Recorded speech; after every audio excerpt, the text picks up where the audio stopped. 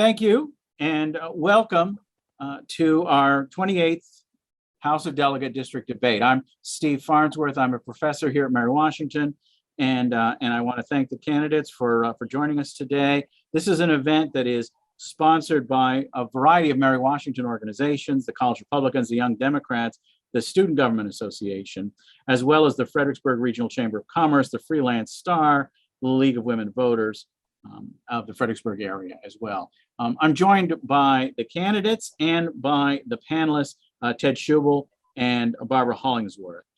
We're going to run about an hour with these conversations, give or take. We want to make sure each candidate has the same number of opportunities to answer a question first. But I'm going to turn it over for a welcome from Susan Spears, the head of the Fredericksburg Area Chamber, one of our co-sponsors.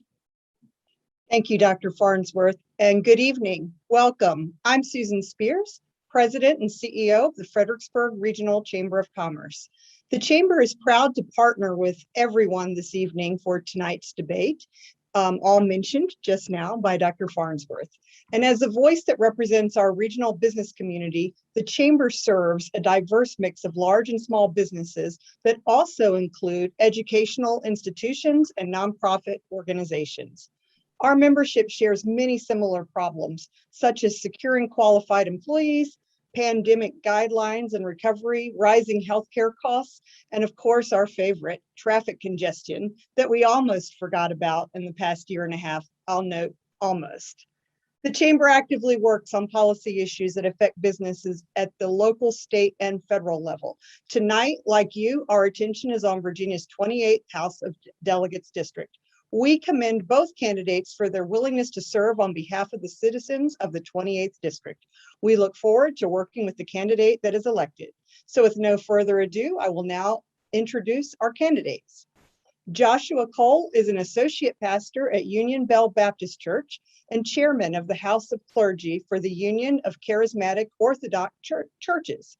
He was elected to represent Virginia's 28th district in 2019, making him one of the youngest members ever elected to the General Assembly. Delegate Cole has served on the House Committee on Education, the Autism Advisory Council, the Martin Luther King Jr. Memorial Commission, and the State Commission on Youth, among others. Tara Durant is an elementary school teacher who has dedicated herself to the community, serving on the PTO board, the United Way Citizen Review Panel, and the Fredericksburg Area Service Leagues Board.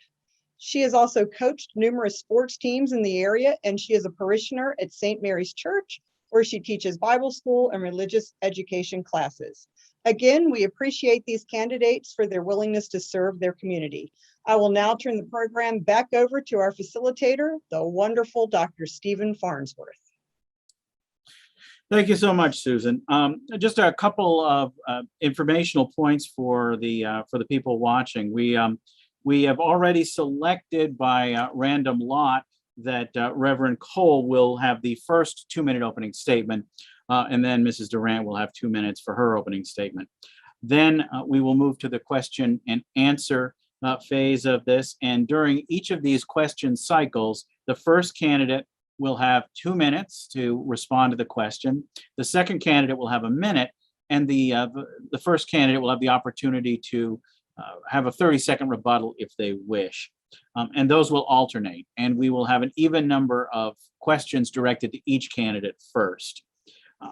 The questions have been, so the questions that I'm offering will be those provided by the community. We've had an opportunity through online participation for the people to participate by offering questions, and then I'll be using those questions.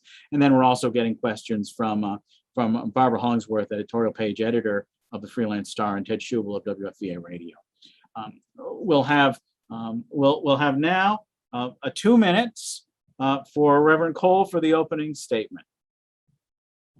And I'll ask everybody here on the Zoom call with me to mute yourself while other people are speaking. Well, thank you. Good evening, everybody. I am so happy to be with you tonight. I want to start by thanking our hosts to the University of Mary Washington, and to thank each and every one of you who are watching online. Listen, COVID-19 has forced us to change the way we live. And I know we would all like to be here in person, but I thank you for staying safe Thank you for masking up and staying socially distant. And this virus is tough, but we here in the 28th District are tougher. And I know very soon we'll be together again. In 2019, you gave me, the son of the 28th District, your trust and maybe your delegate. And in my first term, I got straight to work. In 2019, I campaigned on lowering out-of-pocket healthcare costs and capping on life-saving medicines, and I delivered. In 2019, I voted to increase minimum wage and making community college free, and I delivered. When COVID struck, I voted to make sure that our businesses could stay open and people could stay safely at home. We've taken important steps toward progress, and this moment calls for us to move forward, not backwards. So tonight, I'm going to share my vision for a better Virginia that works for all of us, not just a select few. I want to talk about the values that brings us together. My opponent, on the other hand, wants to focus on the issues that divides us. She's going to try to convince you that I'm too extreme for this district. She's going to attack me. She's going to attack my record. And I don't want you to fall for it. Don't fall for the lies. Don't fall for the misdirection. I have delivered for the 28th District. And so I'm asking once again for your vote so I can continue working for you. Mrs. Durant, 2 minutes. Hi, good evening. Thank you to the University of Mary Washington for hosting us virtually tonight. And thank you, Delegate Cole, and all of you who have joined us. For those of you who do not know me, my name is Tara Durant. I'm not a politician. I am a mom to 3 great kids. I'm a teacher right here in Stafford County. I'm a wife to a Marine Corps reservist that has served our country for the past 28 years. And as of this July, I am now a breast cancer survivor. When we settled in Stafford County nearly 20 years ago, the 28th District became our home. This is where we have raised our family.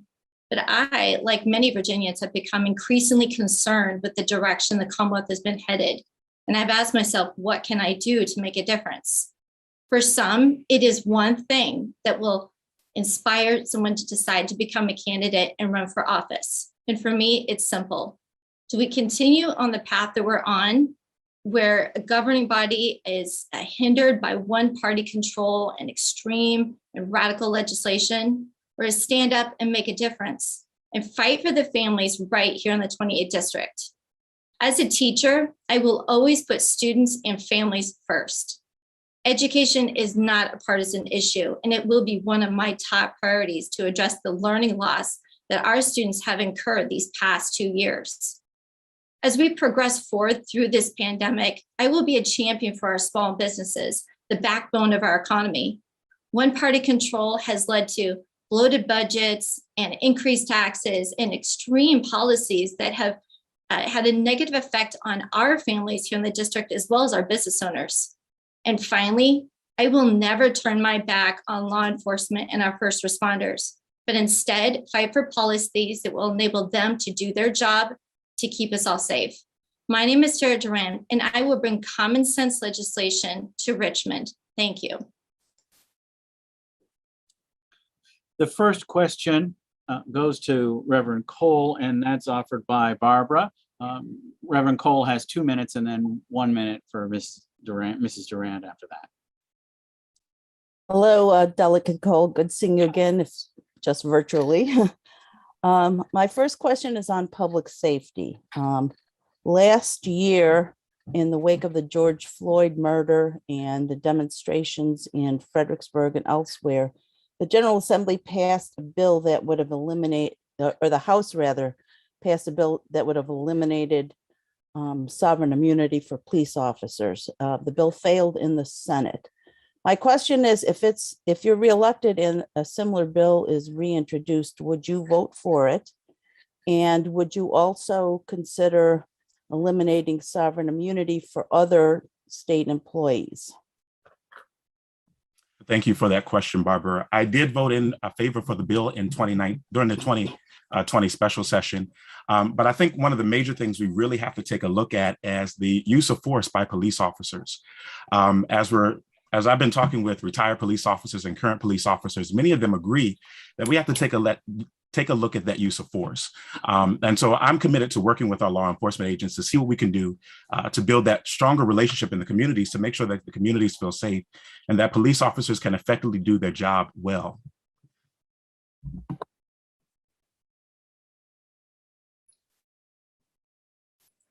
Mrs. Durant, 1 minute.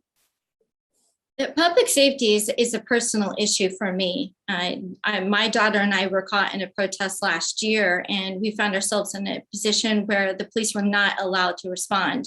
No one, no mother, especially with their child, should ever find themselves where they feel threatened and afraid, and the police are not allowed to respond.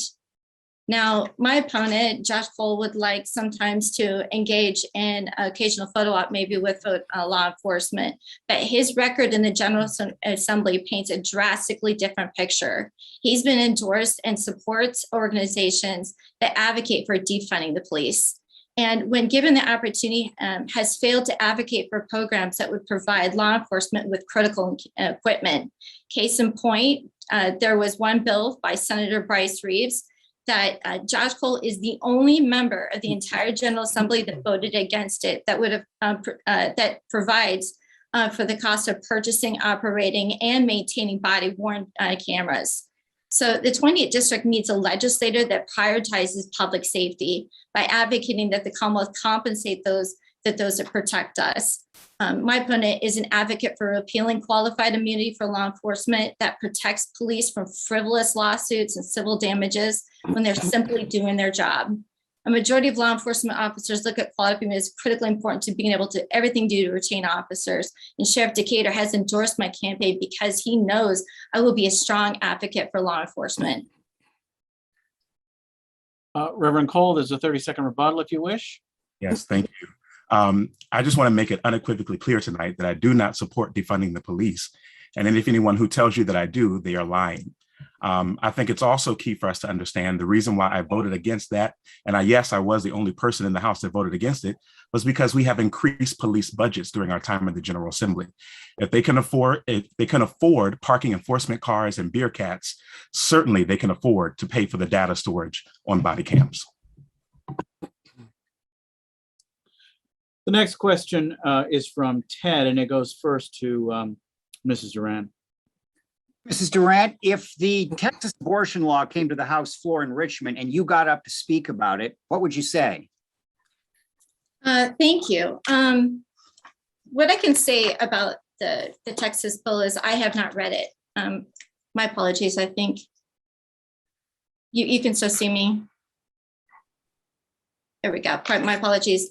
I have not read the Texas bill. I'm not running for delegate in Texas. I'm running for delegate here in Richmond. What I can say is that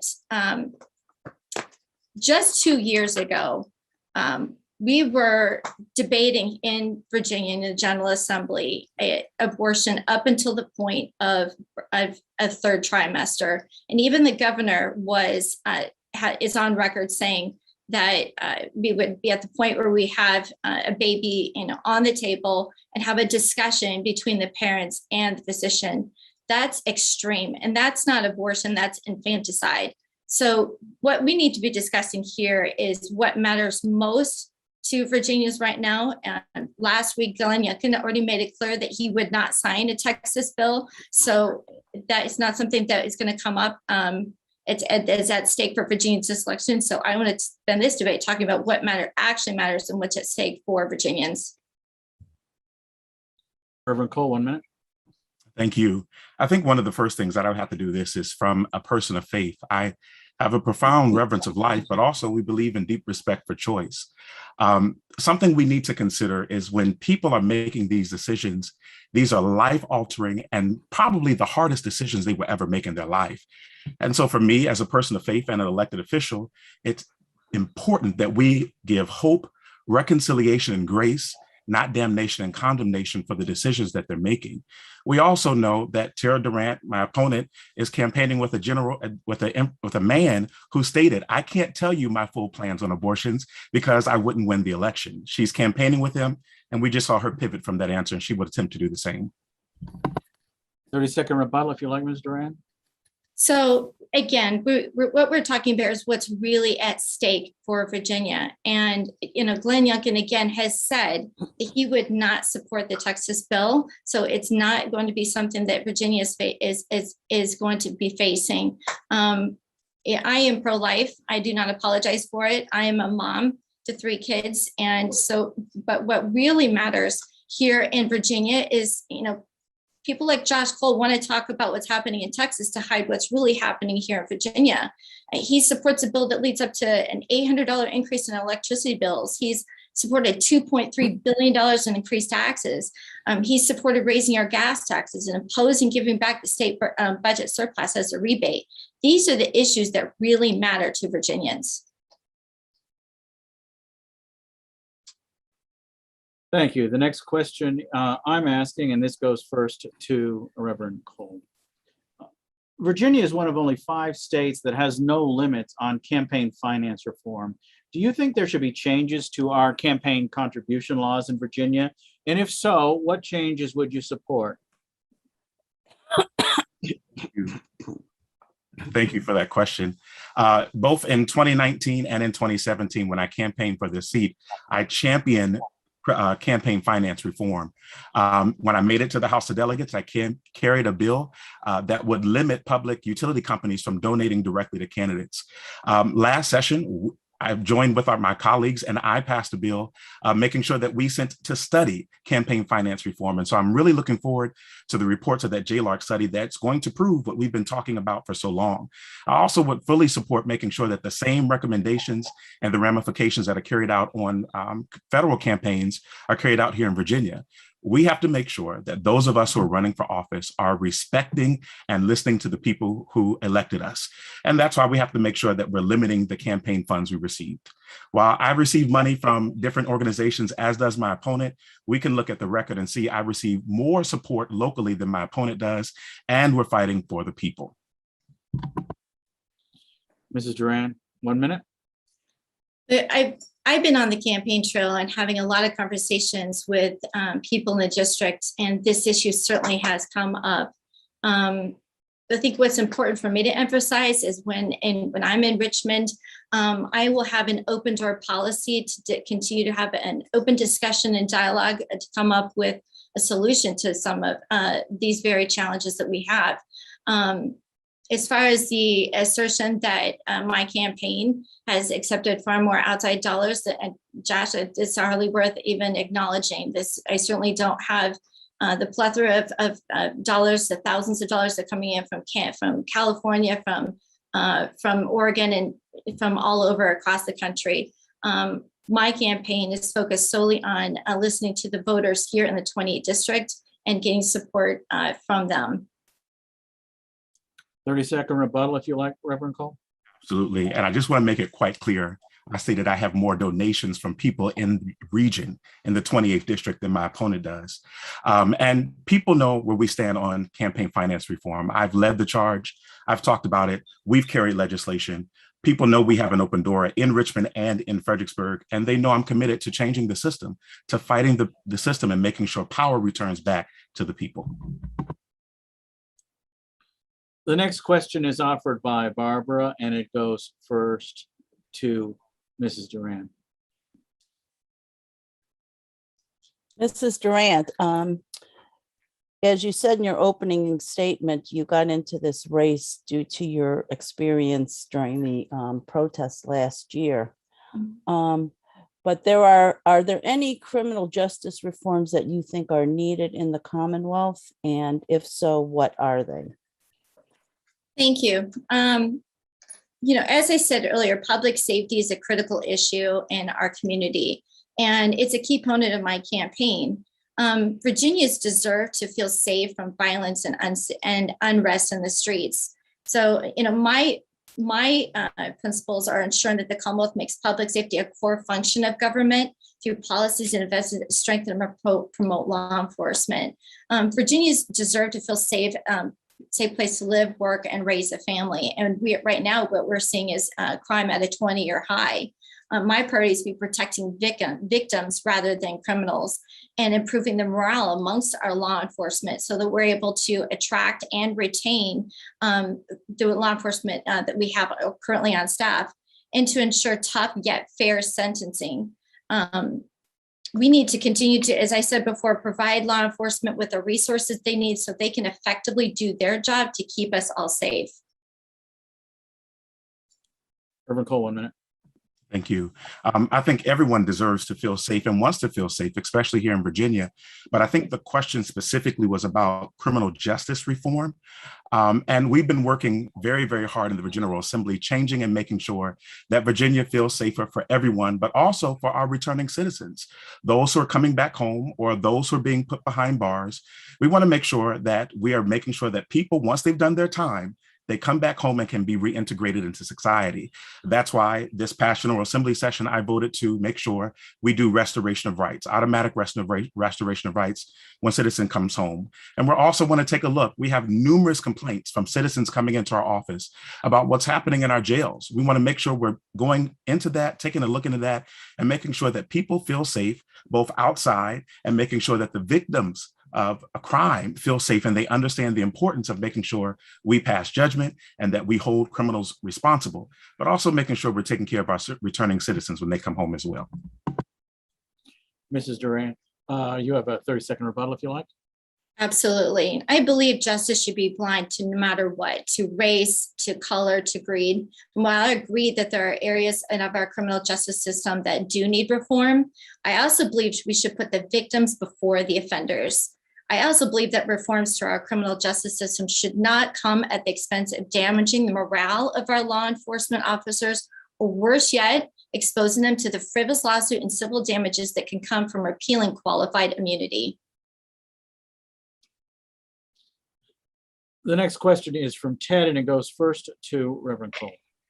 Reverend Cole, school districts around the state are discussing and debating critical race theory. It was discussed last night in Stafford County. Your thoughts, and should it be part of what kids are taught in school?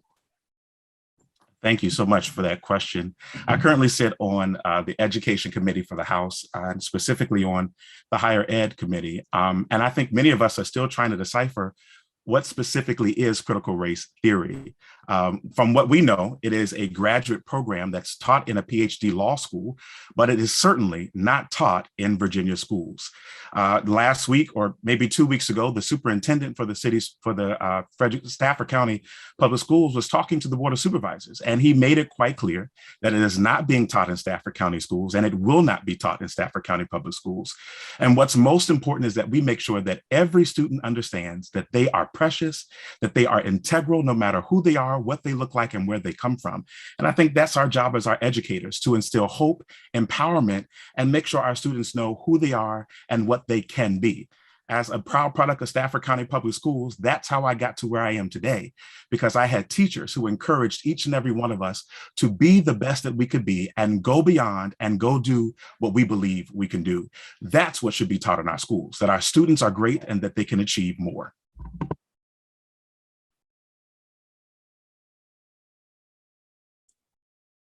1 minute, Mrs. Durant. Thank you. Education is an incredibly important issue to me. I am a mother to 3 kids, and as an elementary school teacher, this is one of my top priorities. We need to be discussing right now, having true conversations about how we're going to address the learning loss that our students have incurred from these past 2 academic years.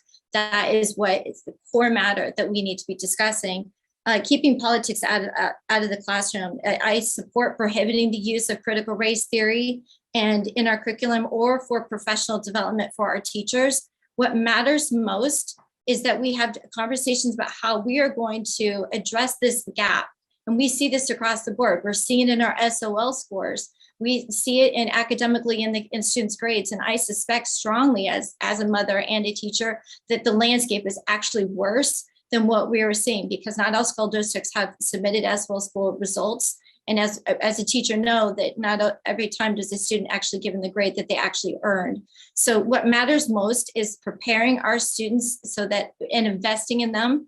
This is the most important investment the Commonwealth can make, is in our students. And if we need to focus on the core subjects so that they can be prepared for the next step, whether that's for a 4-year college, 2-year college, a trade school. That's the focus we have right now for our students. Reverend Cole, you have 30-second rebuttal if you wish. Thank you so much. And we have been keenly focused on that, especially I, as a member of the Education Committee, to make sure that our students are returning back to school safely, that we're getting them caught up. And we even have, a catch-up year for some of our students. We want to make sure that they're getting what they need, but it's also very key to understand that we need a champion for pro-public education in the House of Delegates, and I want to continue that record. This question is from me, and it goes first to Mrs. Durant. What is your position on right to work in Virginia? Thank you. I absolutely oppose any effort to force Virginians to join a union in order to get a job. Protecting Virginia's right to work, it will be a top priority for me. Virginia, as we continue to move forward from this pandemic and rebuilding our economy and revitalizing small businesses, will be front and center of our legislative agenda. It's our local shops, it's our family-owned restaurants and small business that were hit the hardest by COVID-19, and a series of devastating shutdowns. So the road recovery will not be easy, and not all the solutions will come solely through government action. However, priorities matter. And as your delegate, supporting small businesses and revitalizing Virginia's economy with pro-growth policies will be a top priority for me. I oppose new mandates on small businesses that raise costs and increase burdens for them or add red tape. And I will oppose any new state law that makes it easier to sue small businesses or make it harder for them to comply with federal laws. And again, I would absolutely oppose any effort to force any Virginian to join a union in order to get a job. 1 minute, Mr. Reverend Cole. Thank you so much. So I take my cue from the Reverend Dr. Martin Luther King, who simply stated that right to work is racist and it's misleading. Reverend Dr. King was fighting to make sure that we repealed right to work in so many states as early as the 1960s and the 50s. And what's very key for us to understand, right to work, repealing right to work does not mean workers will be forced to join a union. What it means is those people who are benefiting from a union have to pay union dues. So if your job is not unionized, you're not going to be affected. If you are a unionized company, and many people who receive the benefits of a union, but they're not required to pay union dues. Again, this is misleading. You are not going to be forced to join a union when we repeal right to work. This is protecting workers and making sure that our workers are respected and given the dignity that they need. Mrs. Durant, you have 30 seconds if you like. Josh Cole co-patroned legislation to repeal Virginia's right to work status, and the Virginia Economic Development Partnership believes this is going to cost Virginia 32,000 jobs and up to $16.7 billion in new economic development. Again, when Virginians are confronted with the possibility of getting a job, that they have to join a union in order to secure employment, that's the wrong answer. We should not be putting any type of additional burdens as our businesses, particularly our small businesses, are trying to crawl out of the impact from COVID-19 and get back on their feet. So any type of burdensome regulations is the wrong answer to get Virginia revitalizing our economy and get us back to work. The next question is from Barbara, and it goes to Reverend Cole first. Reverend Cole, do you support any vaccine mandates or requirements that people get vaccinated in order to keep their job? Thank you for that question.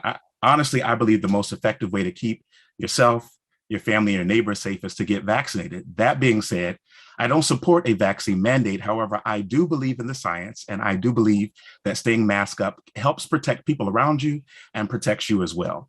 This is a matter of life and death. I don't have to go into the details and the science of what's been happening with COVID-19. I don't have to tell you that those who are currently dying and those who are currently in the hospital, the rates are higher for those who are unvaccinated than those who are not. I don't have to tell you that I lost 15 pastoral friends to this vaccine, to this pandemic. I don't even have to tell you that I have family members who have passed away from this. But what I am is encouraging you to wear your mask and stay safe. We even know that there are even approvals for those who may not be able to get vaccinated to test weekly. So if you're not able to get vaccinated, we ask that you wear a mask. Mrs. Durant, 1 minute, please. I think everyone has gone through a lot with this pandemic. And more importantly, everyone is willing and ready to do whatever necessary to get us all through this. It is a dangerous disease. It needs to be stopped, and we need to find our getaway out of it. I've been vaccinated. My entire family has been vaccinated. And I encourage everyone to get vaccinated if they can, if they feel safe. However, I think people can make the best decision for themselves and their family. The best thing we can do to get through this pandemic is to get vaccinated. But again, I respect the decision, and I do not believe we need mandates. 30-second rebuttal, if you like. No need. Thank you. We'll move on to the next question. And that goes from Ted to Mrs. Durant first. Mrs. Durant, no need to talk about traffic around here. We all know what it's like. What are some of your ideas for moving the debate along in Richmond as far as traffic and transportation goes? Well, I can tell you one of the first things that I wouldn't do is I would not vote to send nearly $10 million of Stafford County tax dollars that was already designated to address our transportation needs right here in the 20th district and send it instead down to Hampton Roads. We need a delegate that will keep our transportation dollars right here in the district so we can begin to address our needs. I don't think it takes anyone who doesn't live in this area to know that transportation has impacted every Virginia family. And so investing in our infrastructure is becoming, the need for that is becoming more than ever. Stonewall traffic has left too many parents, too many seniors, too many people of our workers stuck in traffic for hours. And this frustrating reality is not sustainable if we wish to grow our economy and bring more jobs into Stafford. As your voice in Richmond, I will work across the aisle to find workable solutions and fight to get every tax dollar we can in order to address our transportations right here in the 28th district. So ensuring that the 28th district receives its fair share of transportation dollars is one of my priorities. Under Republican leadership in the House of Delegates, they developed an objective score of criteria for our transportation projects. However, under Democratic control, that prioritization for those dollars has been skewed toward Northern Virginia, and this leaves the 20th district behind.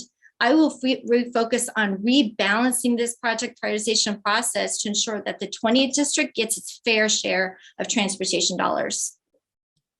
Reverend Cole, 1 minute.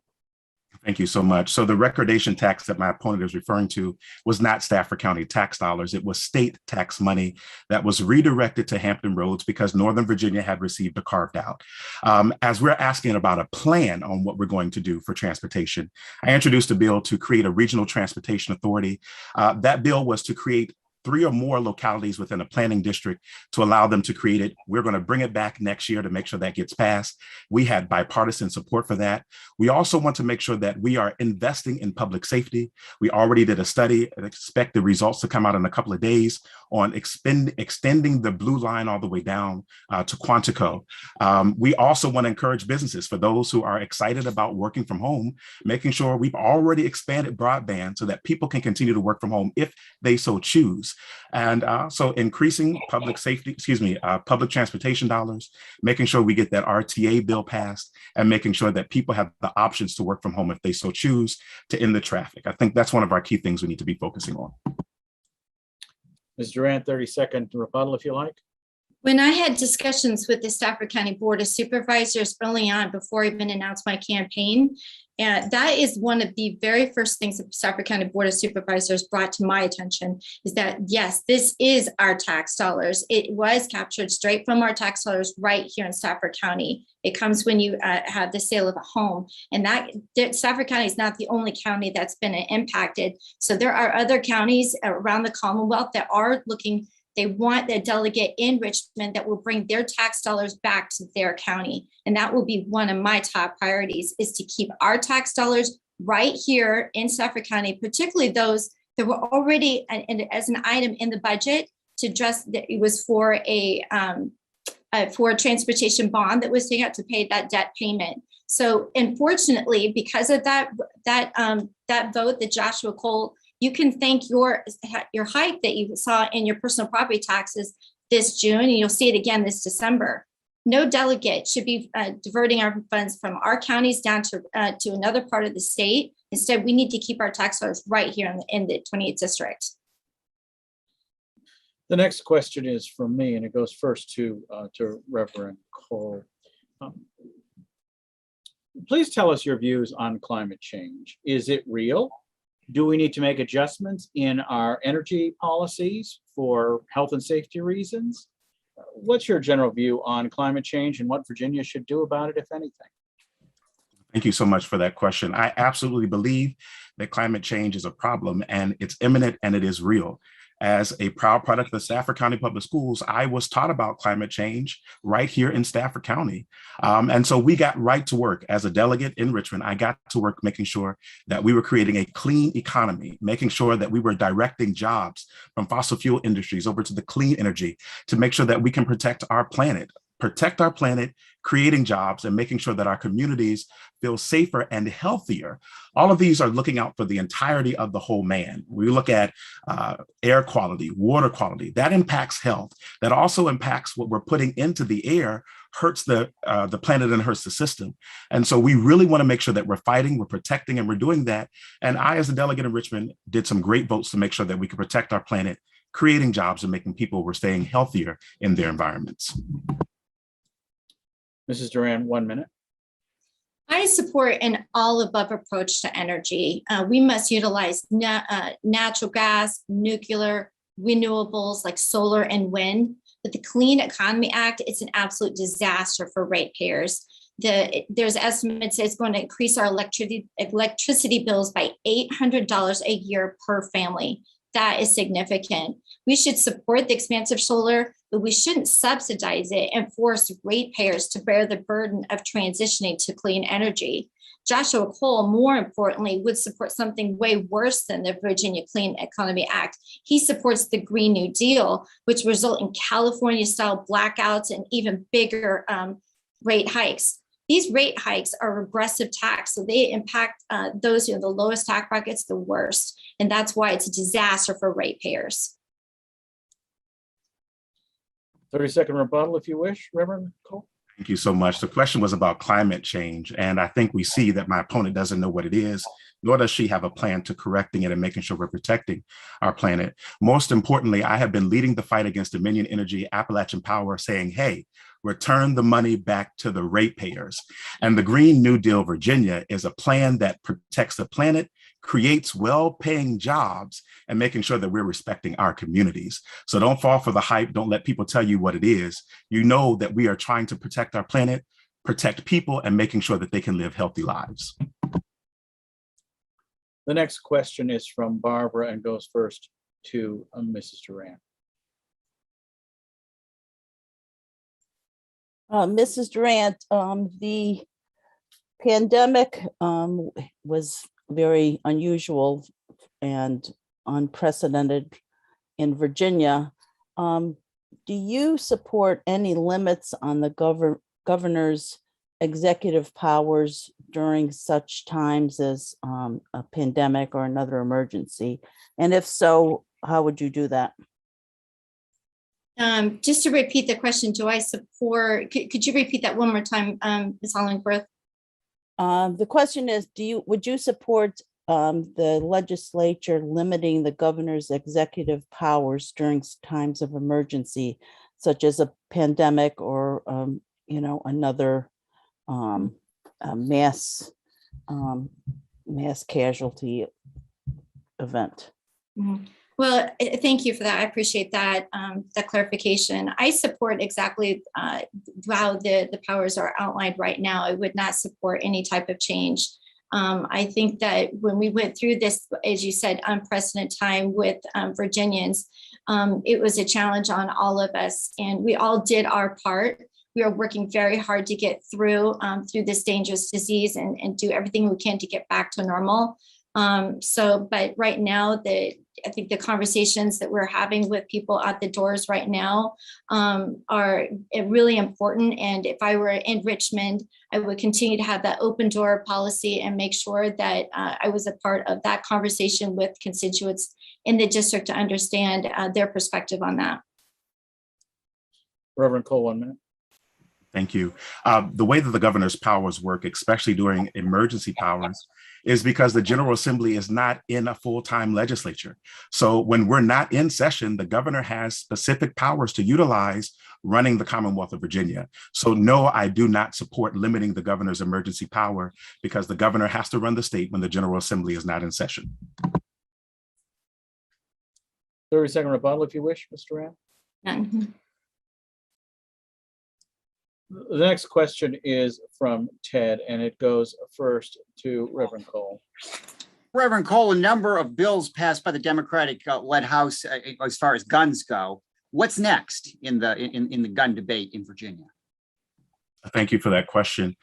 We did some amazing gun sense legislation, and we even see so many counties, especially in Southwest Virginia, putting good use to red flag laws and different things like that.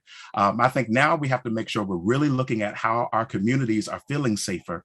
I don't have to tell you, because of what's going on with this pandemic, we are seeing so many different things happen, and so many people are stressed out for being stuck at home, not having jobs or whatever have you. That's caused by the pandemic, and so they're lashing out. We want to make sure that mental health is a big, big investment in our communities. And we've done some amazing things by putting money in the budget for mental health, making sure that we created the Marcus Alert System, creating community care teams. When police officers, when the 911 dispatch receive calls, that not only do police officers go out, but they receive the help that they need by sending a mental health professional out with them as well. We do have to make sure we're taking control of this. We do have to make sure we're touching this with care to make sure that our communities feel safer and making sure that we're dealing with this. But I'm looking forward to the work that we can do. Mrs. Durant, 1 minute. I think that when we have conversations on such as 2A rights, one of the things that I come from is, as a mother and a teacher, is thinking how we're going to keep our communities and our children safe. And one of the most important things we can do is continue to support our school resource officers. It's so important that we make sure that there's officers in every school, particularly high school, particularly to ensure that our kids are kept safe. And I'm sure, Josh, you would join me in supporting that and doing what we can to keep our children safe. When it comes to, the behavior, the mental health status in the Commonwealth right now, it's actually pretty much a mess in Virginia. We had 5 of 8 institutions closed to new patients at one point this year. And so we need to prioritize, our mental health system to protect the most vulnerable in our society, those who are facing a crisis in their behavioral health, and improving the pipeline of healthcare workers and our community-based services, and providing more support to our law enforcement. Because right now what we're seeing is law enforcement are spending a disproportionate amount of their time providing transportation and waiting with patients in crisis. So we must expand the number of crisis drop-off centers and provide alternative methods of transportation to those institutional care settings. And again, do what we can to protect the most vulnerable in Virginia. I have the next question. Is there, but first, is there a rebuttal, 30 seconds for you, Reverend Cole, if you like? None here. Thank you. Okay. This question goes first to Mrs. Durant. Virginia is suffering from a shortage of teachers. And this has been a problem, particularly as a result of economic growth in our part of Virginia. What do you think should be done at the state level to make becoming a teacher more attractive and staying in Virginia as a teacher once you've completed your training here? Well, as I've stated before, education is an incredibly important issue to me, not only as a mother, but as a teacher. And Virginia, this is the most important investment that Virginia can make, and is for our next generation, equipping them with the skills to build a successful future. So I support raising teacher pay to the national average within the next 4 years, so that we can attract and retain good teachers. And I support fully funding our K-12 system and focusing our dollars on teachers and classrooms. right now, again, as I've said before, we need to focus on for our children the learning loss that they've experienced these last 2 years. And so we need to have a phenomenal staff of teachers right now. And there's no question that the profession took a hit last year. We really worked really hard to deliver the content both online and in person with different cohorts, and it was a challenge.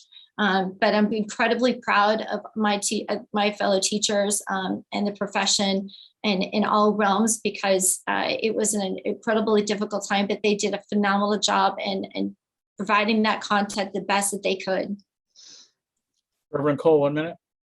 Thank you so much. In 2020 and this past session in 2021, I supported the legislation to move to creating teacher salary at the national average. So I've already put my votes where my mouth is. I also personally carried legislation for the Diverse Educator Scholarship Fund, providing education and scholarships for students of color who want to become teachers, specifically in low-income communities. We also saw what happened last night in Stafford County. The Board of Supervisors voted to essentially defund our schools. Most of those people on the Board of Supervisors are supporting my opponent. So it's very scary that she says this talk, but we need to make sure she's walking it out, because her supporters are pushing to defund the schools. And that is extremely scary. I have the support of the Virginia Education Association and the Stafford Education Association, the Fredericksburg Education Association, because they know I'm committed to fighting for our educators, fighting for our students, and making sure that they can all succeed. 30-second rebuttal, Mrs. Durant, if you like. Yeah, I am not on the Stafford County Board of Supervisors. I did read the comments about Stafford County Board of Supervisors. They made it very clear that they are not seeking to defund. They're not on the Stafford School Board. That was an issue on critical race theory, but going back to prioritizing our teachers and therefore our students, that's what matters most. And I fully support investing in education, in public education, so that we can attract and retain teachers and make education a pathway for a good job or a college degree, and that we can, again, focus on the learning loss. That is the most important conversation we should be having in the Commonwealth right now, because we see this across the board. We see children coming up, and remember, we've already been impacted by 2 academic years for these students. So we did not deliver the content in that first year, and last year they did not get the full content of their curriculum again. This is snowballing badly for them. We're now into the 3rd academic year for these students. This is what matters most in education, is to combat that. So this generation is not a forgotten generation. The next question goes to Reverend Cole from Barbara.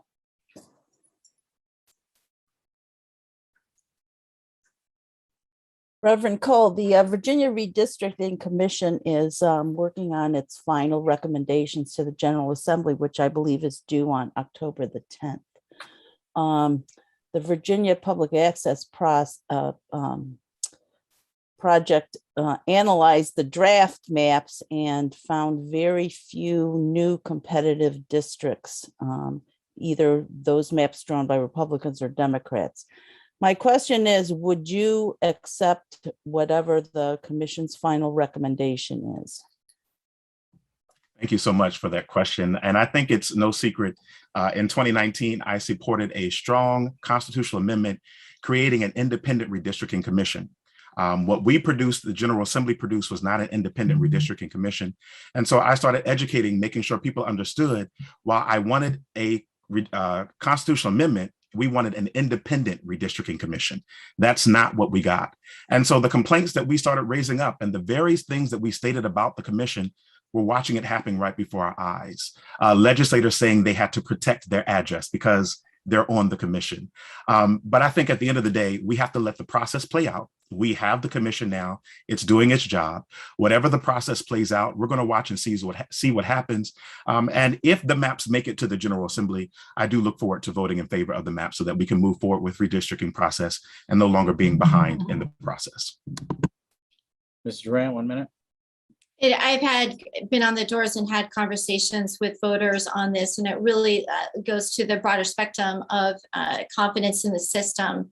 There have been time and time again, I've had voters that have expressed concern about having confidence in how the process is playing out here in Virginia. And I think it's lent to that because you have a flip-flop right now by the Democrats, such as Joshua Cole, who initially supported it, and now they don't. And it seems to come from a place where they don't trust it's actually going to serve their own best interests. So we need to see how this is going to play out. I suspect that it's not going to be an easy one, but what matters most is that we instill confidence in our constituents, that they feel that this is a fair process and they can have faith in it. Reverend Cole, 30-second rebuttal, if you wish. Thank you. And so I want to make it quite clear, as I stated before, I supported a constitutional amendment for an independent redistricting commission. That is not what we have today. However, I, along with my colleagues, passed legislation to give criteria and regulations for this commission. I'm looking forward for the process of playing out, and the legislation that we passed, which the Republican senator from Southwest Virginia is currently challenging in court right now. We want to make sure that legislation is kept intact and that the maps can be drawn according to the criteria the General Assembly passed. Ted will ask the last question, and that goes first to Mrs. Durant. So we will, after that, have closing statements from each of you. So, but Ted, the last question is yours. Mrs. Durant, we see partisanship at all levels today, from school boards to Congress. What can be done to lower the temperature? Could you work with Democrats in the House of Delegates? Thank you. Absolutely. I have said from the very beginning of this campaign that I am focused on solutions that will solve the problems that Virginians here in the 20th district care about the most. Particularly when it comes to issues like healthcare. I am, as I stated previously, I am a breast cancer survivor, and I know what matters most is that every Virginian deserves access to quality healthcare. And so I have said time and time again, I am willing to work across the aisle to find new and innovative ways to lower costs and increase coverage, because all Virginians deserve access to quality healthcare. 1 minute. Thank you so much. Reverend Cole. In 2021, every single piece of legislation I introduced passed with bipartisan support. I have some great friends on the other side of the aisle that I work with. And I think what we do get caught up is the national attention and everything that's being pulled and stretched apart. But one of the key things is when we're in Richmond, we really do work together to try to make the Commonwealth better for, as I always say, la-di-da-di and everybody. One of the things that's very, very key is that those of us as elected officials and elected leaders, we have to pull people together. We have to make sure that we're uniting and telling everybody we have to come together for the betterment of our community. Children are watching us. People coming to America are watching us. Those around us are watching how we lead. And they are expecting us to work together to make sure that the United States stays united and we work together for the people of a greater Commonwealth and a greater United States. 30-second rebuttal, Ms. Durant, if you wish. That sounds great from Delegate Cole. I only wish that were actually true. The truth is his record shows that he does not work across the aisle. He is not representing all interests. The first year he voted 99% with his party. Last year, the last session, it was 90% of the party, and the rest of the time he didn't vote, save for that one where he departed. He was the only one in the General Assembly to vote against supporting our law enforcement. So we don't have a representative in the 20th district that represents everyone in the district. I, on the other hand, have made it very clear, because I understand, I have lived this from a perspective from my health as a teacher, as a mother, that it is critically important that representative from the 20th district is willing to work across the aisle to come up with solutions that will effectively solve our problems that we have here in the 20th district. We'll turn to a moment with closing statements. Mrs. Durant will go first, and then Reverend Cole, 2 minutes each. But before we do that, I want to thank everyone who has made this possible.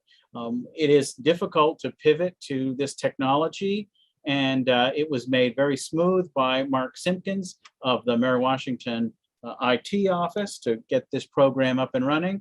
I want to thank Sally Berkeley, our timekeeper. She's a political science and communication major here at Mary Washington, and has been able to give us a sense of when we have to start and stop. I also want to thank the student organizations that help make this possible. College Republicans, Young Democrats, and the Student Government Association. We've also been very fortunate over the years to have some very valuable partners in the Fredericksburg Regional Chamber of Commerce, the Freelance Star, the League of Women Voters of the Fredericksburg area. And thanks especially to my fellow questioners, Ted Schubel and Barbara Hollingsworth. Finally, I have to thank the candidates. It's wonderful that they're willing to serve. It is not always the easiest job in these contentious times to be in public life, but they're both willing to take it on. And we are fortunate that we do have willing folks to offer the opportunity to represent us. It is always I think a positive statement about us that we can have these conversations and we can disagree without being too disagreeable. I often feel like Washington could learn a good deal from Virginia about how to operate when we think about these questions of public representation. So thank you both to the candidates, and we'll go to you, Mrs. Durant, 2 minutes. Thank you. I appreciate it. As we conclude tonight, I want to leave you with one question. Who will best represent us here in the 20th District? Someone who votes along party lines for radical and extreme policies that negatively affect our life, or someone who will want to be a representative, stand up for the very things that matter the most to us. Someone who will find creative and effective solutions to the very issues that we all face here in the 28th District. Someone who understands the challenges that our students have faced in these past 2 academic years. Someone who has faced a life-threatening diagnosis and knows what it's like to navigate the healthcare bureaucracy. Someone who will never turn their back on law enforcement, but instead fight for policies that will allow them to effectively do their job and keep us all safe. Someone who will work to find creative solutions and revitalize our economy and get Virginia back to work. Someone who will seek to solve the problems of the 28th District so that we, Virginia again, can be a great place to live, work, and raise our families. Early on in this campaign, as I was driving to my very first campaign speech, I told my campaign manager, Eric, I said, take a look around and you will see. He had barely stepped in the district at this point. You will find the people in the 28th District, they will become like family to you, and they will do anything for you as they have for me. This is what I am fighting for the people here in the 28th District, for all Virginians, for all Virginia families. And so I ask you for your vote tonight because it would be my honor to serve you. Thank you. Thank you, Reverend Cole, 2 minutes. Well, thank you so much. We've talked about a lot of important issues tonight, and you've heard my plan on how we're going to move forward. You've also heard my opponent's position, which will frankly move us backwards. But I want to be clear about the decision you have in front of you. On one hand, you have an experienced community leader with a proven track record who knows how to get things done. And on the other hand, you have someone who's not up to task, who has no real plan and no experience. She talked about things, but she offered no plans tonight. My opponent wants you to believe that she's a moderate, that she's not as extreme as the people who are funding her campaign, who attack the Capitol and want to take choice away. She wants to believe that she's better when it comes to keeping our community safe. But I voted to improve police training, ban chokeholds, require body cameras, and voted to give first responders and state police officers the first pay raise in more than 20 years. She wants you to believe that I'm too liberal for this district. But I've worked across party lines to get things done for the 28th, and I've worked just as hard for the people who did not vote for me as those who did. She would have you believe that she's the better choice on education. But I fulfilled my campaign promise, giving Virginia teachers a pay raise and making community college free. When COVID hit, I made sure to expand broadband access so that our students would not fall behind. I'm proud of the work that we've done, and I know there's still more work we need to do, and I believe our best days are yet ahead of us. But together, we can keep marching forward towards progress. I invite you to join our campaign on Twitter, Facebook, and social media. And once again, I would like to thank the University of Mary Washington for hosting us tonight, to Dr. Farnsworth, to Barbara Hollingsworth, and to Ted Schubel. Thank you so much. And to each and every one of you watching at home, digitally, or wherever you may be, thank you, and God bless you. Thanks again to the candidates. For those of you who want to tell your friends about this event, you'll be able to use this same YouTube link tomorrow to watch this again. So if you came in late and want to catch the entire program, you can do that. And you can tell your friends that you can see the entire debate whenever their schedule permits in the days ahead. I also want to let everyone know that we will be having another Fredericksburg area debate on Tuesday, October 26th. At that time, we'll be inviting the candidates of the 88th district, which includes the western part of Fredericksburg, Spotsylvania, Western Stafford, and most of the way to Warrenton. That district will be at 7 p.m. the debate on this same system of Zoom for the candidates and YouTube for the audience. Thanks again for offering the questions to the audience. Thanks to the candidates for joining us. Have a pleasant evening.